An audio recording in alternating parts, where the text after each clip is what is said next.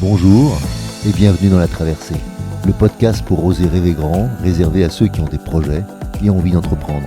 Je suis Hervé Franceschi, coach, conférencier, explorateur de l'humain et aventurier de l'entreprise. Depuis 25 ans, j'accompagne avec joie dirigeants, entrepreneurs, sportifs de haut niveau, artistes qui veulent mieux se connaître, grandir et accomplir leurs projets et acceptent de se mouiller.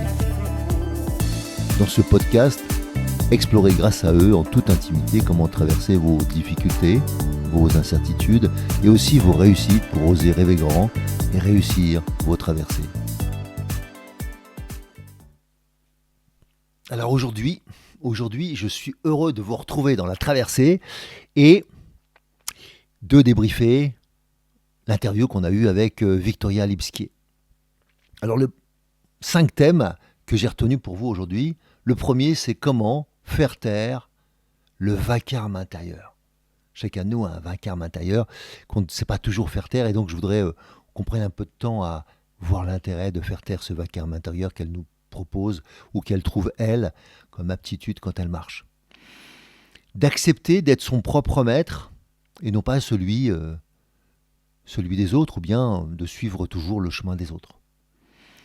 De prendre ses responsabilités. Prendre ses responsabilités, qu'est-ce que ça nous demande de nous prendre ses responsabilités? De connaître et reconnaître ses besoins intérieurs. Et ça, c'est un moyen pour faire taire ou pour stopper la violence intérieure qui fera qu'ensuite on aura une violence vis-à-vis des autres. Et le dernier point, c'est de prendre conscience que la vie me resserre des plats. La vie me resserre des plats, alors qu'est-ce que j'en fais? Et pour nous aider dans cette traversée, bien sûr, je vous propose comme d'habitude une histoire que je crois que je vous ai déjà contée dans un épisode, je ne me rappelle plus lequel. Quoi qu'il arrive, tout arrive pour le mieux.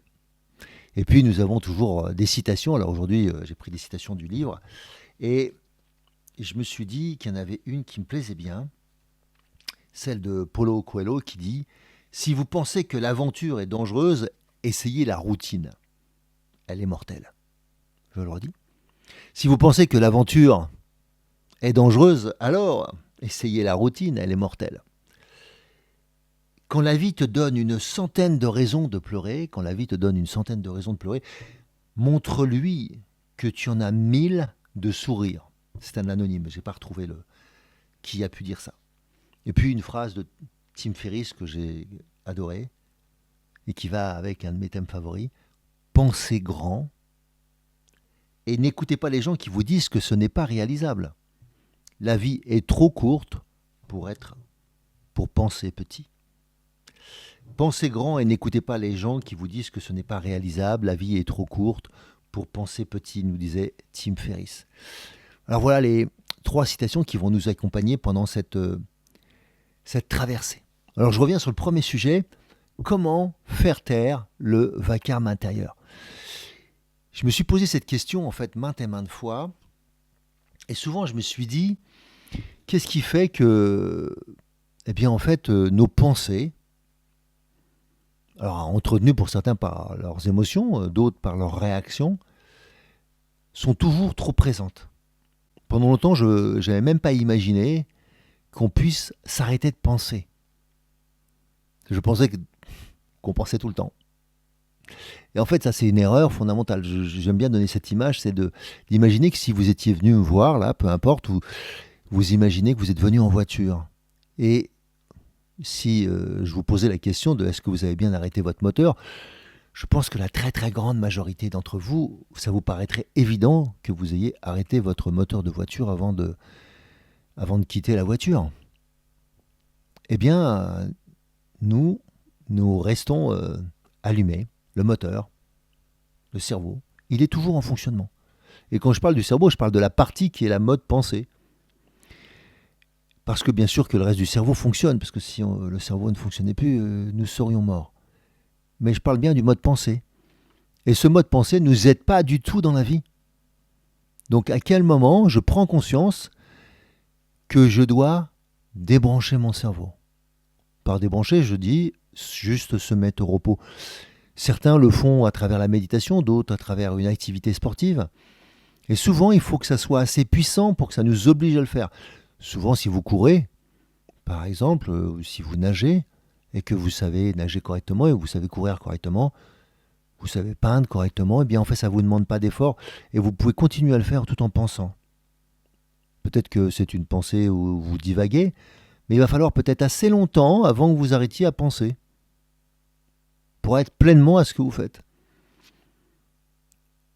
Alors qu'il suffirait par exemple de mettre une difficulté pour que vous apercevez que le mode pensée, là, à ce moment-là, ne fonctionne plus. Il suffirait que vous soyez au téléphone, en voiture, pour vous apercevoir que vous n'êtes pas tout à fait même avec la personne qui vous parle. Vous pouvez être dans vos pensées tout en conduisant. Mais si jamais il y a quelqu'un qui fait une embardée devant vous, dans la seconde, vous avez du mal à parler. Vous n'arrivez plus à vous exprimer face à l'autre. Parce que la seule chose qui compte, c'est de faire attention à la conduite. Ben, c'est un peu de ça dont je vous parle. Comment en fait on peut créer soit des phénomènes d'urgence qui fait que vous prenez d'attaque votre cerveau et il arrête d'utiliser le mode pensée comme le système principal. La réflexion est utile, bien sûr, en amont et en aval de l'action. Mais dans l'action, elle n'est pas utile, elle est un frein. Elle ne vous permet pas de progresser. Et donc si je ne prends pas conscience que le vacarme que je mets en permanence entretient juste un système dysfonctionnant.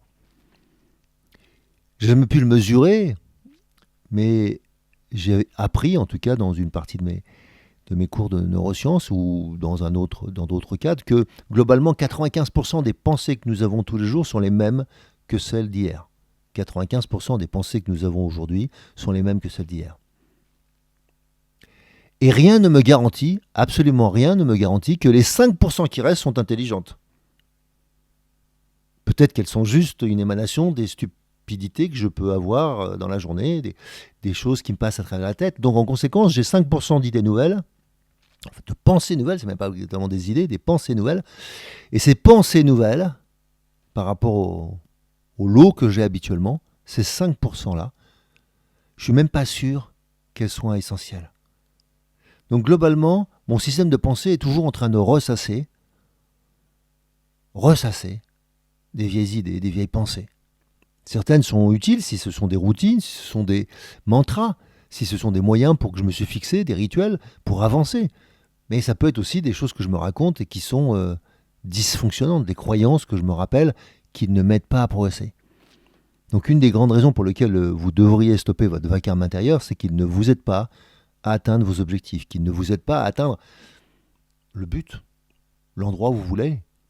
Et peut-être que cheminer est suffisant, et je n'ai pas besoin de penser à cheminer. Peut-être que peindre est suffisant. Est-ce que j'ai besoin de penser à peindre quand je peins ? Est-ce que quand j'aime quelqu'un, j'ai besoin de penser que je l'aime ? Mais bien sûr que non. Ça n'a pas de sens. Il faut que vous soyez pleinement avec cette personne, sinon elle vous dira rapidement qu'elle aimerait que vous soyez là, plutôt que dans vos pensées. Donc la première raison pour laquelle on devrait faire taire le vacarme intérieur, c'est qu'on ne peut pas progresser. La deuxième chose, c'est qu'on ne sait même pas ce qui est essentiel pour nous, puisqu'on est, je dirais, influencé par tout ce système-là, qui n'est pas juste, qui n'est pas en phase avec la réalité de maintenant, de l'instant présent, mais d'une réalité qui était celle d'hier, d'avant-hier, d'il y a 3 semaines, ou des choses que je projette qui ne sont pas encore arrivées, et que je peux influencer, mais si c'est des choses qui me font peur, alors pourquoi je suis en train de m'influencer pour créer des problèmes ? Donc pouvoir vivre la deuxième raison, ce serait de vivre dans le moment présent et de pouvoir vraiment vivre ma vie plutôt que d'être en permanence sur un paquebot conduit par d'autres. Et puis la troisième raison pour moi fondamentale de faire taire, c'est d'apprendre qui je suis.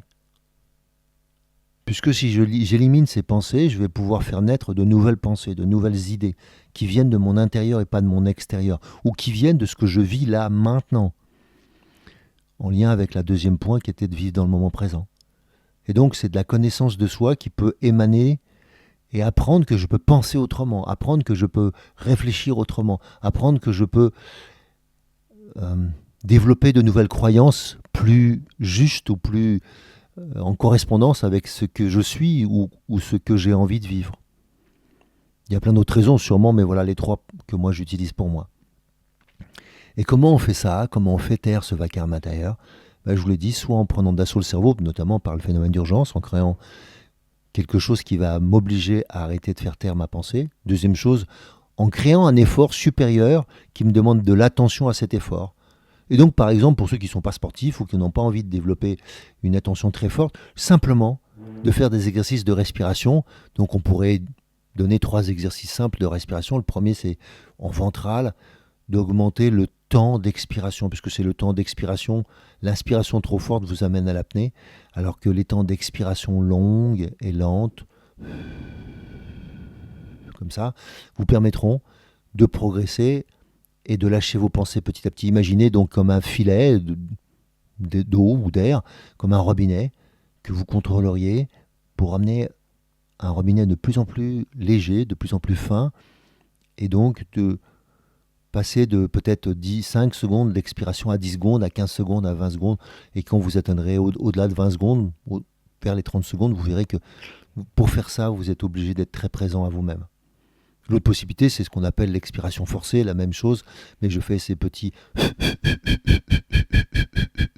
qui vous obligent à contracter vos abdominaux et à renvoyer en permanence de la pression, et donc au bout d'un moment, vous n'avez plus d'air. Et quand vous inspirez à nouveau et que vous refaites ça 3 fois à chaque fois, donc le processus aussi bien dans l'expiration lente que dans l'expiration forcée, eh bien vous allez voir que ça vous demande d'être très présent à vous. Il y a d'autres techniques, mais rien que ces deux-là, elles vous permettront globalement d'arrêter de penser quelques instants.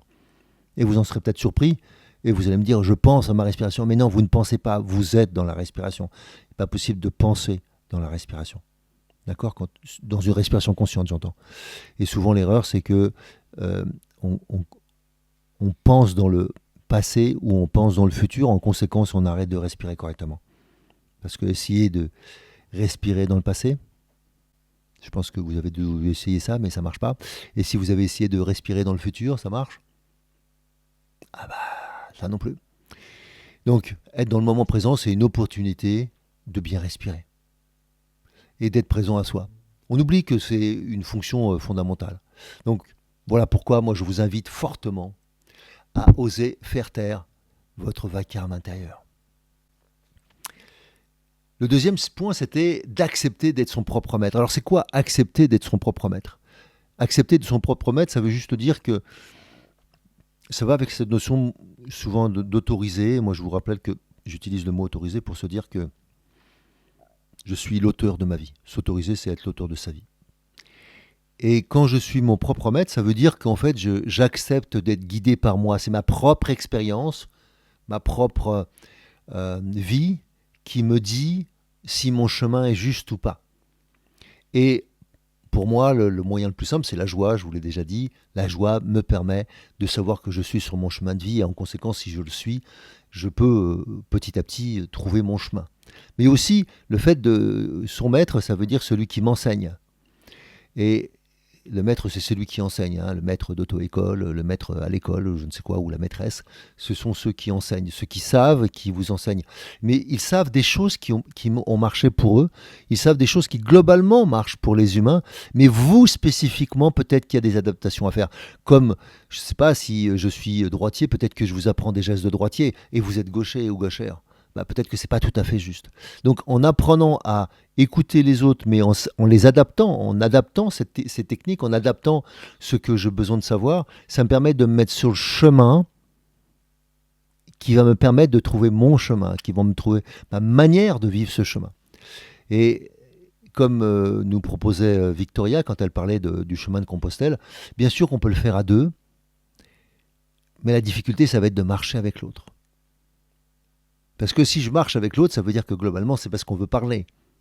On veut discuter. Et si on veut rester à côté l'un de l'autre sans parler, eh bien c'est assez difficile parce que, en fait, mon rythme n'est pas celui de l'autre. Ou le rythme de l'autre n'est pas le mien. Donc, à quel moment j'arrive à marcher à son pas et à quel moment il marche au mien. Et donc, globalement, dans une journée, c'est très peu. C'est peut-être un quart d'heure, une demi-heure, 1 heure. Ça, c'est possible. Mais plus que ça ne tient pas. Et surtout quand il va y avoir des difficultés, que ça monte ou ça descende, eh bien à ce moment-là, c'est encore plus évident, votre propre rythme n'est pas celui de l'autre. Eh bien, vous n'êtes pas le maître de l'autre, il n'est pas le vôtre, il peut vous enseigner des choses, vous pouvez lui enseigner des choses, bien sûr, et après il va falloir qu'il trouve sa voie ou que vous trouviez la vôtre. Et ça nous évite en fait toutes les postures qui ne seraient pas justes. En France, on aime bien utiliser le mot gourou, qui signifie pas ça à l'origine. Le mot gourou, c'est juste guide. Ok. Et nous, on l'a un peu, je dirais, on a utilisé simplement ce mot comme une peur de quelqu'un qui me domine et qui serait capable donc non plus d'être mon guide, mais d'être de celui qui va me contrôler et parce que j'aurais perdu ma capacité à voir ou à comprendre ce qui est juste pour moi. Donc c'est pas dans ce sens-là que j'utilise juste dans la capacité à guider, comme un guide de haute montagne. Il connaît un chemin, il connaît le chemin peut-être principal, ou il connaît un chemin sûr, et vous pouvez décider de le suivre, et ça peut être beaucoup plus sûr de le suivre, en tout cas les premières fois que vous faites le trajet. Et donc c'est de ça dont je parle. Apprenez à accepter d'être guidé, mais pour ensuite être votre propre guide, être votre propre maître. Et c'est ça qui est beau dans cette idée de devenir son propre maître, c'est que de découvrir ce qui me fait grandir. Vous le savez, vous, ce qui vous fait grandir? Moi, j'ai eu la chance de pouvoir l'exprimer dans un certain nombre d'endroits, et ça a changé ma vie. Donc, je vous amène à prendre conscience de à quel moment vous pourriez décider de votre propre chemin, à quel moment vous allez pouvoir décider de vous guider vous-même. Le troisième point que je me suis proposé tout à l'heure de vous parler, c'était de prendre ses responsabilités. Ça va avec cette idée d'être son propre maître. Eh bien, si je prends en conscience que mes propres responsabilités, mes responsabilités dans ma vie, je ne peux pas demander aux autres de tenir mes responsabilités, de tenir mes engagements. Dans le processus motivation, donc, quand on prend conscience qu'on peut motiver les autres ou se motiver, il y a trois points même essentiels. Mais le premier, c'est apprendre à se valider, apprendre à valider l'autre, à accepter que l'autre, on l'accepte inconditionnellement. Et le deuxième point, c'est responsabiliser. Et ça ne marche pas si on n'accepte pas de se valider. C'est-à-dire que si, à un moment donné, je pense que c'est pas de ma faute, je pense que ce n'est pas moi, je pense que c'est mes parents, je pense, ok, eh bien, en fait, je ne me valide pas dans l'équation, donc je ne prendrai pas mes responsabilités. Donc, un des moyens pour se responsabiliser ou responsabiliser les autres, c'est de les valider. Même si vous l'appelez un bras cassé dans votre équipe, peu importe comment vous l'appelez, en tout cas, le maillon faible, comme on dit aujourd'hui, tant que vous respirez comme ça avec ces gens-là, tant que vous parlez comme ça avec ces gens-là, eh bien c'est normal qu'ils ne prennent pas leurs responsabilités puisque vous les avez exclus de l'équation. Donc je vous amène à prendre conscience que pour pouvoir refaire partie de l'équation, pour avoir une chance de vivre ma vie ou être pleinement dans ma vie, j'ai besoin de prendre mes responsabilités. Et prendre mes responsabilités, c'est aussi accepter que des choses que je vive ne soit pas juste de mon point de vue, on pourrait même appeler injuste, donc vivre des injustices, ça fait partie des choses que je pourrais vivre, comme je vais vivre aussi d'autres choses fortes comme la trahison, comme l'humiliation, d'accord, le rejet, l'abandon, pour prendre les grandes blessures, mais aussi l'impuissance, je sais pas, l'insécurité. Tout ça, ça fait partie de ma vie, de la vôtre, et c'est pas pour ça que je les souhaite, mais ils font partie de ma vie. Mais je vivrai aussi des grandes joies ou des grandes tristesses, quel que soit le registre émotionnel dans lequel je vais vivre. Et si je prends conscience que ça dépend aussi de moi, pas que de moi, mais ça dépend aussi de moi, c'est le moyen le plus simple de pouvoir être le maître de sa vie ou être l'auteur de sa vie. Prendre ses responsabilités.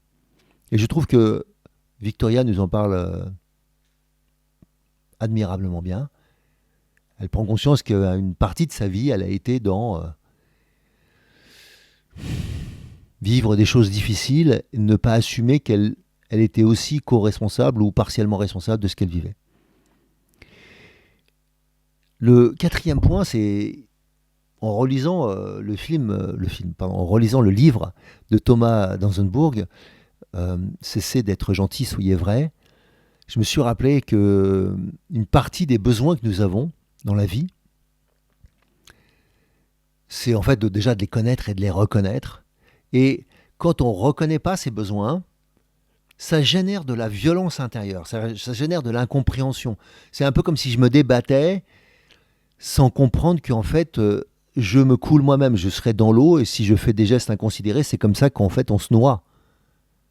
Hein, c'est quelqu'un qui sait un peu nager, qui a une crampe, ben, on commence à faire des gestes dans tous les sens et en fait c'est ce qui fait qu'il ne flotte plus. Parce que sinon, naturellement, bah, vous flottez, quoi. Si vous restez pas tout droit, vous allez vous allonger, vous allez flotter. Très peu de chances de couler. Sauf quand vous cédez à la panique.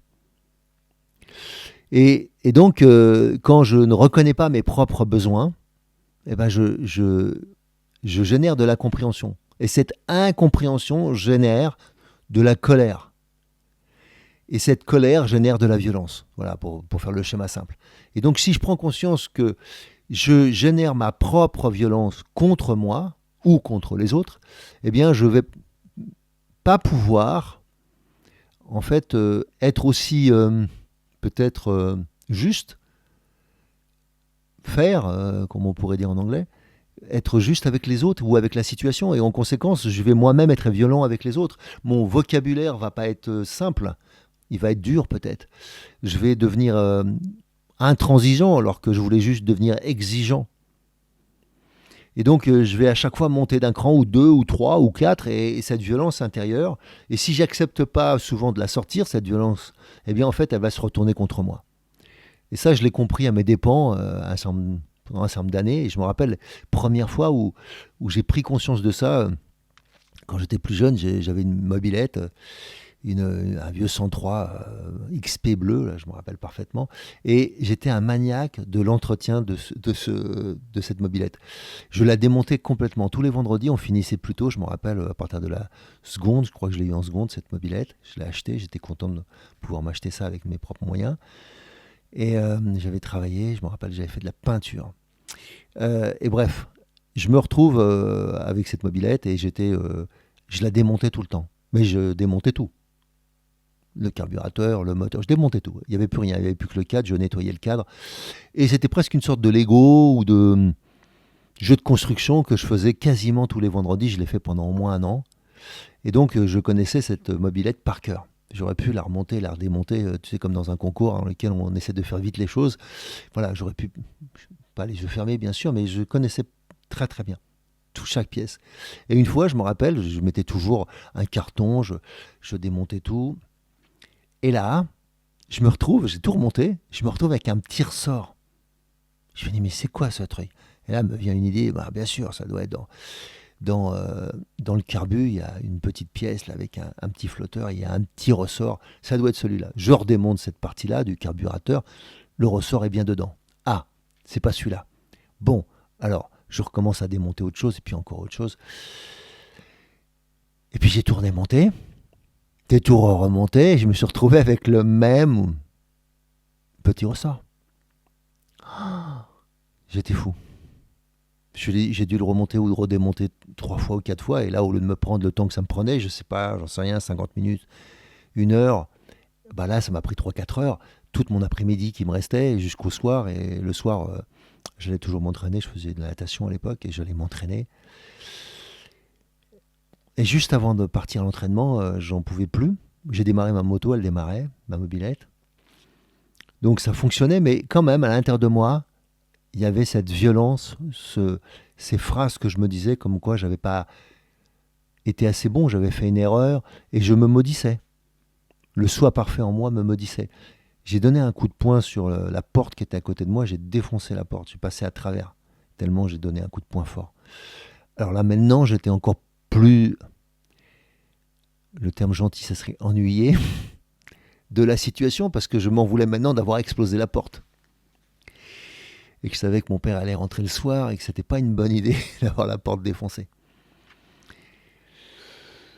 Donc, elle était défoncée des deux côtés. Hein. Donc, on la voyait en descendant de la maison ou en venant de la cave. Je vous passe les détails, j'ai réparé tout ça, bref.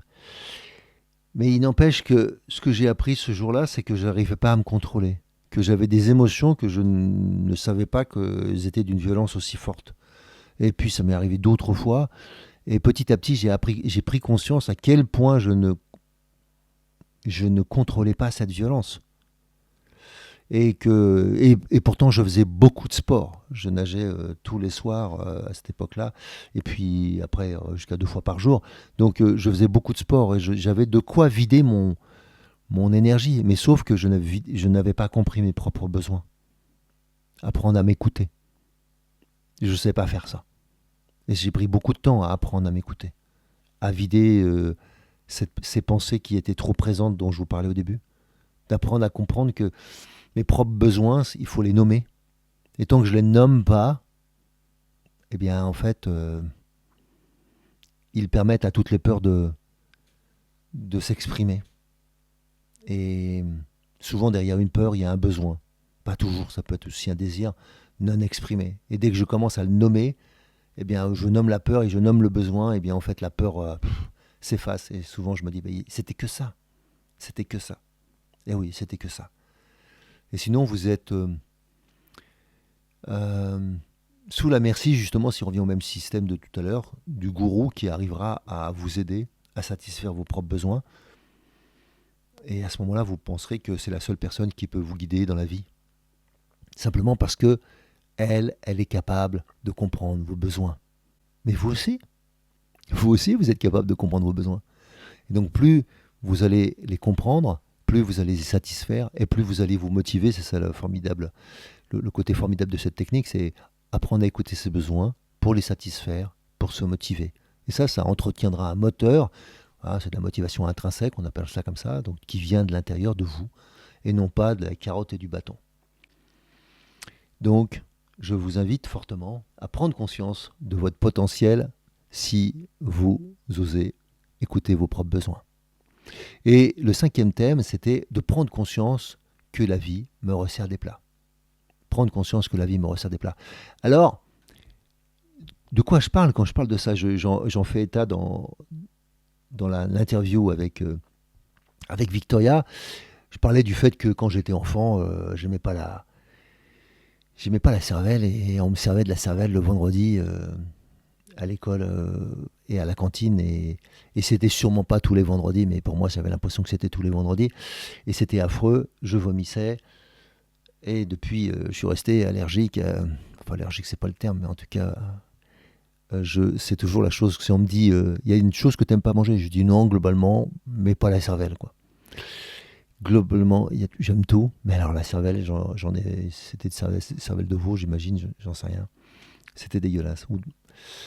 Ou d'agneau, j'en sais rien. Sur ce, chacun fait ce qu'il veut avec la cervelle, mais c'est pas pour moi. Mais j'ai pris conscience, en fait, de plein de situations dans lesquelles la vie me resserre des plats. Je sais pas. euh, Si je ne comprends pas quelque chose, je me suis aperçu que, ou si je n'accepte pas quelque chose, je me suis aperçu que c'était comme un plat qu'on me resservait. Si je n'accepte pas de parler de quelque chose, comme par hasard, ce même sujet va revenir souvent et je vais dire mais non mais j'ai pas envie d'en parler. Oui, mais en fait c'est parce que à un moment ou à un autre, il faut que j'accepte d'en parler, peut-être pas à n'importe qui, mais peut-être que j'accepte quelque chose. Et tant que j'accepte pas ces choses-là, j'ai remarqué que comme ça doit me faire avancer dans la vie, eh bien je ne dis pas qu'il y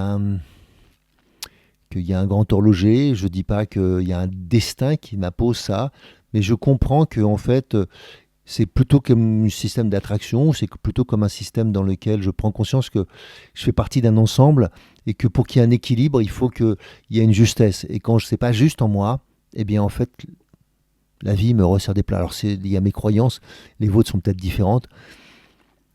Si vous avez l'impression que la vie aussi vous resserre des plats, prenez conscience qu'à un moment donné, ce qui est nécessaire, c'est d'accepter que si ce plat revient et revient et revient, comme des scénarios de vie, c'est que vous avez quelque chose à régler avec ce système.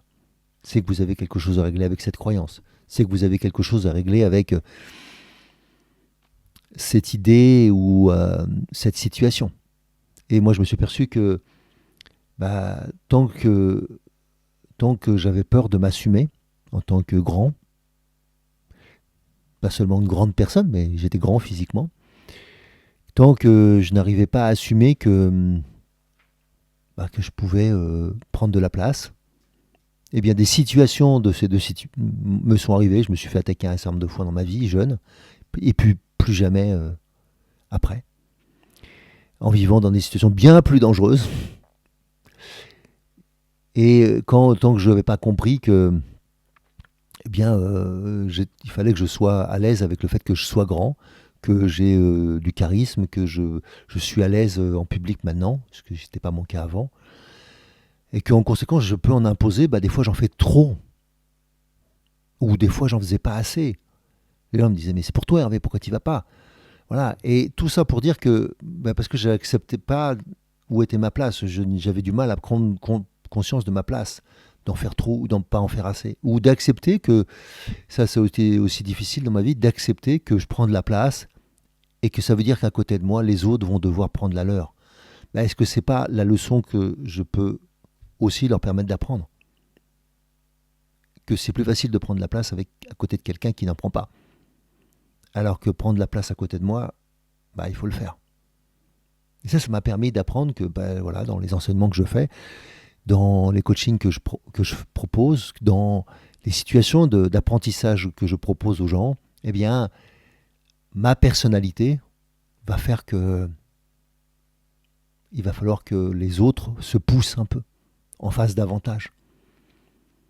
Moi, j'ai une technique que j'utilise beaucoup en prise de parole en public et même pas que, mais avec mes conférenciers notamment, c'est de leur dire aggrave ton cas, fais davantage de qui tu es.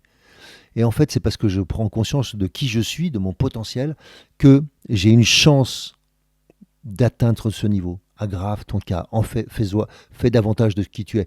Et c'est parce que tu en fais davantage que je peux dire ah là, t'en fais trop. Mais souvent, les gens sont impressionnés qu'ils peuvent y aller et y aller et y aller. Et de leur point de vue, c'est énorme. Ça serait un peu comme si je vous demandais de faire ça et que vous avez l'impression en faisant ça, que vous faites déjà ça. Et en fait, c'est ça qui fait la différence.